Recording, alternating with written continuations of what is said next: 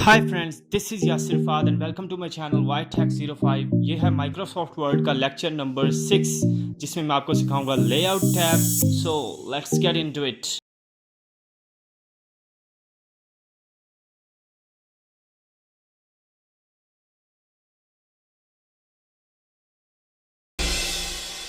सो friends, ये है हमारे पास लेआउट टैब। हम प्रैक्टिस के लिए कुछ पैराग्राफ्स ले लेते हैं। इस पे भी इक्वल रैंड, और मैं ले लेता हूँ पैराग्राफ 30 पैराग्राफ्स ले लेते हैं ऑफ 4 sentences ईच। ठीक है, एंटर।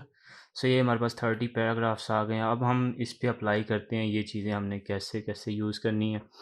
सबसे पहले आ जाते हैं हम इस सेक्शन में, पेज सेटअप वाले में। सो इसमें पहला ऑप्शन होता है मार्जिन का। मार्जिन होता है हमने इस साइड से कितना मार्जिन रखना है, हमने टॉप से टेक्स्ट को कितना रखना है, इससे कितना रखना है, लेफ़्ट साइड से, राइट साइड से या बॉटम से। ठीक है, तो मैं ये अभी नॉर्मल पे पड़ा हुआ है। नॉर्मल ये होता है हम इसको नैरो पे रखते हैं तो हमारे पास इसका साइज़ और बढ़ जाएगा। ठीक है, इस तरह से इसका मार्जिन का साइज़। और अगर हम इसको रखते हैं मॉडरेट पे, ठीक है, ये होता है। इस तरह से आप इसका कस्टम मार्जिन भी एडजस्ट कर सकते हैं। हम आपने टॉप से कितना रखना है, बॉटम से कितना रखना है। ठीक है, सो लाइक मैं इसका रख लेता हूँ टॉप से। आप ये मैंने सेट किया हुआ है पहले से, टॉप से 1, बॉटम से 1, ये 0.75, ये भी 0.75। ओके करें, ठीक है, तो ये वाला अप्लाई होगा। इस तरह आप कस्टम भी अप्लाई कर सकते हैं। इसके बाद आ जाती है ओरिएंटेशन होती है, आपने पेज की कैसे रखनी है। पोर्ट्रेट होती है या लैंडस्केप होती है। तो पोर्ट्रेट तो ये होती है, आप लैंडस्केप अगर इसको रखें तो आपके पास पेज इस तरह से शो होंगे। ठीक है, और हम वैसे लैंडस्केप पोर्ट्रेट ही यूज़ करते हैं, सॉरी। ठीक है, इसके बाद आ जाते हैं साइज़। आपने पेज का साइज़ क्या रखना है। ये असल में यूज़ होता है जब आप प्रिंट करने लगें तो आपके पास वो पेज का साइज़ आपको एडजस्ट करना पड़ता है। ठीक है, लेटर साइज़ होता है, लीगल होता है, A4 होता है। ठीक है, तो मैं लाइक इसको रख लेता हूँ A4 पे। सो आप प्रिंट करें तो A4 पेज पे इसका बिल्कुल एक्यूरेट प्रिंट आएगा। सो इसको मैं रखता हूँ लेटर पे ही।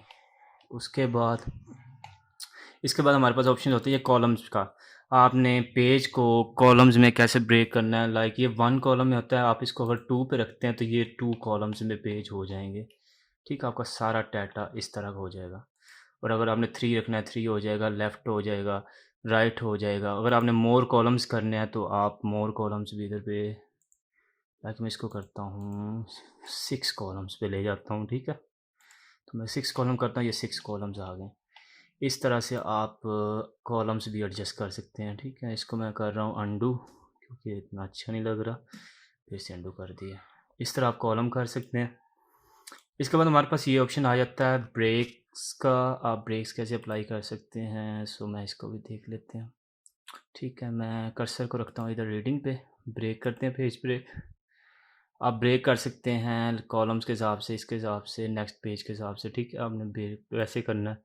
ये मैं ब्रेक किया। ठीक है, सो लाइक हमने ये इंसर्ट टैब पे भी देखा था। सो इस तरह आपका पेज ब्रेक हो जाएगा।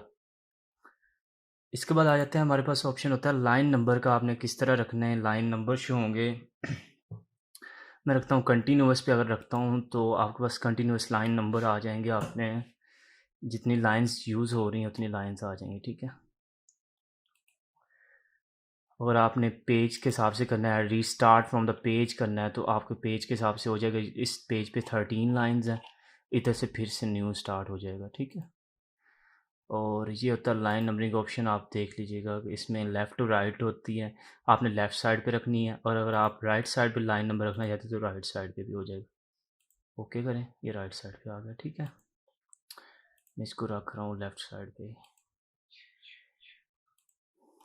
ओके करें। इसके बाद हमारे पास ऑप्शन होती है ये हाइफिनेशन होता है। इस पर आप लाइक ऑटोमेटिक पे क्लिक करें। ठीक है, ये एंड पे देखें, जब जहाँ पर आपका कंप्लीट नहीं हो रहा था वर्ड, वहाँ हाइफन लगा देगा ये ऑटोमेटिकली। तो आपका वर्ड, बाकी जो वर्ड होगा वो नेक्स्ट लाइन पे मूव कर जाएगा। लाइक मैं इसको अगर मैनुअल पे रखता हूँ, हाइफिनेशन कंप्लीट हो चुकी है, हम इसको नन पे करते हैं पहले एक दफ़ा। ठीक है, इधर कोई हाइफन नहीं लगी हुई। अगर आप इसको हाइफिनेशन ऑटोमेटिक करते हैं तो ये हाइफन लग जाएंगी, इधर लग गई, इधर लग गई। ठीक है, इस तरह से। इसके बाद आ जाते हैं हम पैराग्राफ सेक्शन में। मैं इन लाइन नंबर्स को एक दफ़ा रिमूव कर रहा हूँ, ठीक है। हाइफिनेशन को भी हम रिमूव कर देते हैं और मैं इसको कर रहा हूँ कंट्रोल ए से, इसको कर लेते हैं जस्टिफाई, कंट्रोल जे, ठीक है। जस्टिफाई कर दिया हमने सारे टेक्स्ट को। अब मैं आपको बताता हूँ आपने ये पैराग्राफ पे कैसे अप्लाई करना है। सो लाइक मैं कर्सर को रख रहा हूँ इधर क्लिक स्टार्ट पर। सो ये इंडेंट, ये पैराग्राफ, जिस पैराग्राफ पे आपने कर्सर रखा है उसको मूव कराएगा। आपने इंडेंट रखा है, हम लेफ़्ट साइड को इंडेंट दे रहे हैं, ये इंडेंट इंक्रीज़ होता है, ठीक है। और अगर आप राइट साइड से इंडेंट करते हैं तो इंडेंट डिक्रीज़ होगा, ठीक है, इस तरह से। अगर आप राइट साइड से करते हैं तो इस साइड से इंक्रीज़ होगा, ठीक हो गया ये।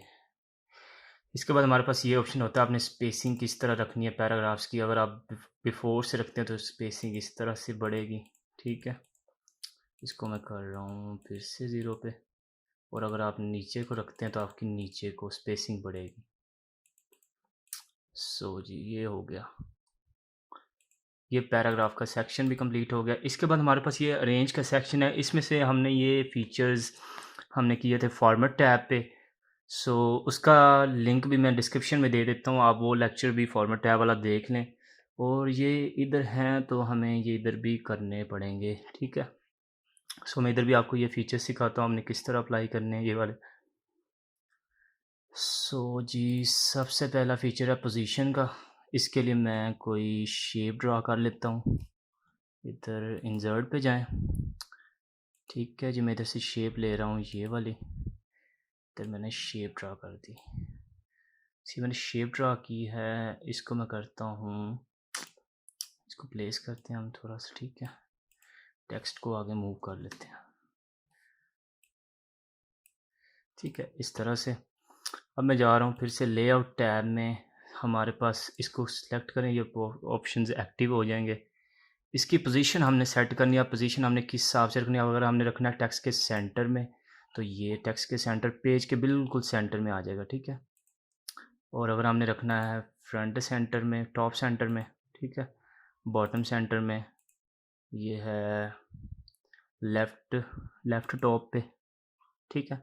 इस तरह से आप इसको एडजस्ट कर सकते हैं। और अगर आपने इसको कोई शेप आप रखते हैं उसको रैप करना है टेक्स्ट के अंदर तो इधर से वो भी कर सकते हैं। आप करते हैं ब्रिंग बिहाइंड टेक्स्ट करते हैं, ठीक है, तो बिहाइंड टेक्स्ट इस तरह से आ जाएगा। और अगर आपने इसको रखना है इन फ्रंट टेक्स्ट तो आपका टेक्स्ट इसके बैकवर्ड पे चला जाएगा और ये फ्रंट पे शो होगा, ठीक है जी। इस तरह आप करते हैं, थ्रू करते हैं तो आपका टेक्स्ट इसकी चारों साइडों पे आ जाएगा और ये इसके सेंटर में शो होगा, ठीक है। और इसके बाद मैंने ये ऑप्शन सिखाए थे ब्रिंग फॉरवर्ड और सेंड बैकवर्ड, ये मैं आपको फिर से रिपीट कर देता हूँ। हम इधर कुछ और शेप्स ड्रा कर लेते हैं इसके लिए, ठीक है। सो जी मैं कुछ शेप्स ड्रा कर रहा हूँ। ये वाली शेप ले ली एक मैंने, ठीक है। सॉरी, ओ सब सब सब ये क्या हो रहा है। सो मैंने ये वाली भी शेप ले ली एक, ठीक है। और एक मैंने ये वाली शेप ले ली, ठीक है जी। ये मैंने 3 शेप्स ले ली हैं। सो अब मैं जाता हूँ लेआउट टैब पे, ठीक है। मैंने इसको सिलेक्ट किया है और अब मैं चाह रहा हूँ कि ये वाली, इसका हम कलर भी थोड़ा सा चेंज करते हैं तब ये अच्छी लगेगी, ठीक है। मैं फॉर्मेट टैब पे जाके इसका फिल चेंज कर लेता हूँ। तो ये मैंने फिल चेंज किया है, ठीक है। हम लेआउट टैब में अब गए हैं। सो मैं करता हूँ इसको ब्रिंग फॉरवर्ड पे, अगर क्लिक करता हूँ इसका ब्रिंग फॉरवर्ड तो ये इसके ऊपर साइड पे मूव करेगा, ठीक है। और अगर मैं इसको सेलेक्ट करके सेंड बैकवर्ड करता हूँ तो ये इसकी बैक साइड पे मूव करेगा इस तरह से, ठीक है। ये होता है ब्रिंग फॉरवर्ड और ब्रिंग सेंड बैकवर्ड, ठीक हो गया जी। इसके बाद हमारे पास ये ऑप्शन होता है सिलेक्शन पेन का। सिलेक्शन पेन पे क्लिक करें, आपके पास इधर एक अलग से सेक्शन शो होने लग जाएगा। ये होता है हम इस पेज पे कितनी शेप्स या कितनी इमेजेस हमने रखी हुई हैं वो इधर शो करने लग जाएगा। हमने इस पेज पे रखी हैं 3 इमेजेस, ठीक है। एरो की है, रेक्टेंगल की है, ओवल की है। सो अगर हम इसमें से कोई इमेज हटाना चाहते हैं तो हम इधर से ऑफ कर सकते हैं, ठीक है। लाइक मैं इस एरो को ऑफ कर रहा हूँ, ठीक है। ओवल को ऑफ कर देते हैं इस तरह से। सो इधर आप सिलेक्शन पेन में जाके इसको एडजस्ट कर सकते हैं। सो गाइज इसके बाद आ जाता है हमारे पास ऑप्शन अलाइन का। आपने इसको पिक्चर को अलाइन कैसे करना है। सो मैं इसको करता हूँ टॉप पे अलाइन, ठीक है। इस तरह से ये टॉप पे आ जाएगा। और अगर आप करते हैं इसको बॉटम अलाइन करते हैं तो ये बॉटम पे चला जाएगा, ठीक है।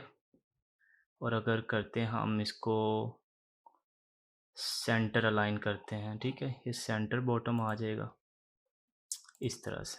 सो इसके बाद आ जाता है हमारे पास रोटेट का ऑप्शन। हम इसको रोटेट कैसे, लाइक मैं इस एरो पे अप्लाई करता हूँ तो रोटेट पे हम देख लेते हैं। ये इसको रोटेट करेगा, रोटेट राइट करना, रोटेट ये बिल्कुल उसका उल्ट हो जाएगा। लेफ़्ट 90 पे होगा, ये राइट 90 पे होगा, ठीक है। इसका फ्लिप वर्टिकली करना तो ये फ्लिप हो जाएगा, फ्लिप हॉरिजॉन्टली करना तो हॉरिजॉन्टली हो जाएगा। ठीक हो गया जी। इसके बाद हमारे पास ये ऑप्शन होता है ग्रुप का। हम चीज़ों को ग्रुप कैसे कर सकते हैं, तो मैं लाइक इन दोनों मैं नीचे वाले को ऊपर मूव करा रहा हूँ, ये वाला। लाइक मैं इन तीनों शेप्स का ग्रुप बनाना चाह रहा हूँ तो मैं करूँगा ये वाली, इसको मैं सिलेक्ट कर रहा हूँ और कंट्रोल प्रेस करके इसको भी सिलेक्ट कर लिया, फिर कंट्रोल प्रेस करके इसको भी सिलेक्ट कर लिया, ठीक है। फिर मैं क्लिक करूँगा ग्रुप पे। अब मैंने ग्रुप कर दिया इन तीनों को, तो इन तीनों का साइज़ मैं एडजस्ट कर सकता हूँ इकट्ठा। इस तरह से आप ग्रुप बना के अपनी इमेजेस को एडजस्ट कर सकते हैं। लाइक मैं इनका फिल चेंज करता हूँ, तो हम फिल चेंज करते हैं इनका। इस तरह से नहीं होगा। आउटलाइन में कोई अप्लाई करता हूँ। शिट, ये क्या हो रहा है। वेट में जाके इसकी आउटलाइंस को, ये देखिए इस तरह से आउटलाइन तीनों पे वो इफ़ेक्ट्स अप्लाई होंगे जो हम इफ़ेक्ट हम लगाना चाह रहे हैं, ठीक है। मैं इनको रोटेट अगर करता हूँ तो ये तीनों रोटेट होंगे इस तरह से, ठीक है। फ्लिप होंगे, ये होता है इफ़ेक्ट इसका। अगर मैं इधर से साइज़ इंक्रीज़ करता हूँ तो साइज़ डिक्रीज़, इंक्रीज़ या डिक्रीज़ करें तो ये साइज़ भी इस तरह से एडजस्ट होगा। सो फ्रेंड्स, ये थी लेआउट टैब, ये कंप्लीट हो चुकी है। इसके बाद मैं आपको वीडियो प्रोवाइड करूँगा रेफरेंसेस टैब के बारे में। सो अभी के लिए अल्लाह हाफिज़। So guys, if you like the video, please give it a thumbs up and subscribe to my channel and make sure to hit the bell icon so that you can be notified about the upcoming videos.